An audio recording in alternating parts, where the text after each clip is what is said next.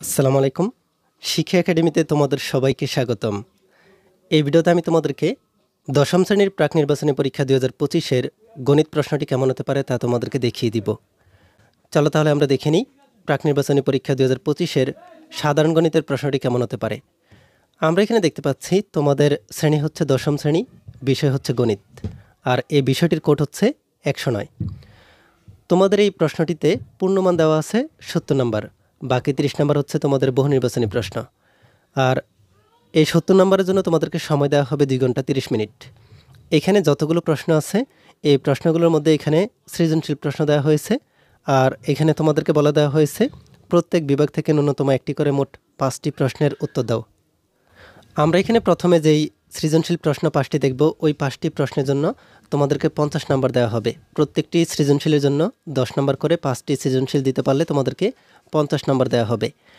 এখানে তোমাদেরকে প্রথমে দেওয়া হয়েছে ক বিভাগ।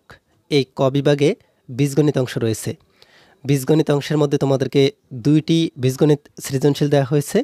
এই 2টি সৃজনশীল এখানে তোমাদেরকে উপরে বলা দেওয়া হয়েছে প্রত্যেক বিভাগ থেকে ন্যূনতম একটি করে মোট 5টি, তাই তোমরা এখানে ন্যূনতম একটি সৃজনশীলের সমাধান করতে হবে। এরপরে তোমাদেরকে দেওয়া হয়েছে খ বিভাগ। খ বিভাগে তোমাদেরকে এখানে জ্যামিতি দেওয়া হয়েছে।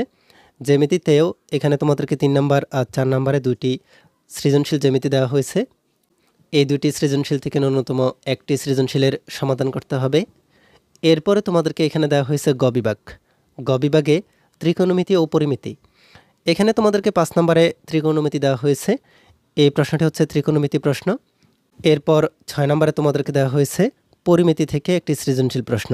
তাহলে আমরা এখানে দেখতে পাচ্ছি গ বিভাগে তোমাদেরকে ত্রিকোণমিতি ও পরিমিতির 2টি প্রশ্ন করা হয়েছে। এই 2টি প্রশ্ন থেকে ন্যূনতম একটি প্রশ্নের সমাধান করতে হবে। এরপরে আমরা দেখতে পাচ্ছি গ বিভাগে আমাদেরকে পরিসংখ্যান দেওয়া হয়েছে। এই পরিসংখ্যানে এখানে তোমাদেরকে 2টি সৃজনশীল প্রশ্ন দেওয়া হয়েছে, 7 নম্বর এবং 8 নম্বর 2টি পরিসংখ্যান প্রশ্ন। এই 2টি প্রশ্ন থেকে তোমরা চাইলে একটি প্রশ্নের উত্তর দিতে পারো অথবা 2টি প্রশ্নেরও উত্তর লিখতে পারবে। এখানে প্রত্যেকটি প্রশ্নের উত্তরে লিখতে পারবে, তবে ন্যূনতম একটি করে মোট 5টি। এরপর তোমাদেরকে দেওয়া হয়েছে সংক্ষিপ্ত উত্তর প্রশ্ন।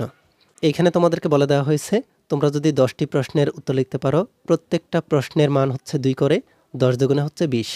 তোমরা 10টি প্রশ্নের উত্তর লিখতে পারলে তোমাদেরকে 20 নম্বর দেওয়া হবে। তাহলে এখানে বলে দেওয়া হয়েছে যে কোনো 10টি প্রশ্নের উত্তর দাও। 1 নম্বরে তোমাদেরকে এখানে এ সমান বি সি ডি ই 4টি উপাদান দেওয়া হয়েছে। এরপরে পি অফ এ নির্ণয় করতে বলা হচ্ছে। 2 নম্বরে তোমাদেরকে এখানে বলা হচ্ছে যদি ফাংশন অফ এক্স সমান x cube plus a x square minus 3x minus 6 হয়, তবে এর মান কোন মানের জন্য ফাংশন অফ -2 সমান 0 হবে। এরপর 3 নম্বরে তোমাদেরকে এখানে বলা হচ্ছে উৎপাদককে বিশ্লেষণ করো। 2b square c square plus 2c square a square plus 2a square b square minus a to the power 4 minus b to the power 4 minus c to the power 4। এরপর 4 নম্বরে তোমাদেরকে এখানে 3x square plus 7x plus 2কে বর্গের বিয়োগফল রূপে প্রকাশ করতে বলা হচ্ছে। 5 নম্বরে তোমাদেরকে এখানে cube root P plus 1 cube root P এর সমান 4 হলে পি প্লাস 1 পি এর মান নির্ণয় করতে বলা হচ্ছে। 6 নম্বরে তোমাদেরকে বলা হচ্ছে বার্ষিক 6% হার সরল মুনাফা 14,000 টাকার 4 বছরের মুনাফা কত। 7 নম্বরে এখানে বলা হচ্ছে মাতা ও কন্যার বয়সের সমষ্টি 61 বছর, 8 বছর পরে তাদের বয়স অনুপাত 7:2, মাতা ও কন্যার বর্তমান বয়স কত। 8 নম্বরে এখানে বলা হচ্ছে এ অনুপাত বি এর সমান হচ্ছে 5:7 এবং বি অনুপাত সি এর সমান হচ্ছে 3:5 হলে এ অনুপাত বি অনুপাত সি অনুপাত সমান কত। 9 নম্বরে তোমাদেরকে এখানে বলা হয়েছে ইউক্লিডের 4টি স্বীকার্য লেখ। 10 নম্বরে তোমাদেরকে এখানে একটা চিত্র দেওয়া হয়েছে, আর এই চিত্র থেকে বলা হচ্ছে কোণ বি ও ডি এর প্রবৃদ্ধ কোণের মান নির্ণয় করো। 11 নম্বরে বলা হচ্ছে প্রমাণ করো যে বৃত্তের ব্যাসই বৃহত্তম যে। 12 নম্বরে এখানে তোমাদেরকে বলা হচ্ছে সাইনের সমান 3/4 হলে tan a ও sec এর মান বের করো। 13 নম্বরে বলা হচ্ছে সাইন 3a সমান cos 3a হলে cosec 4a এর মান কত।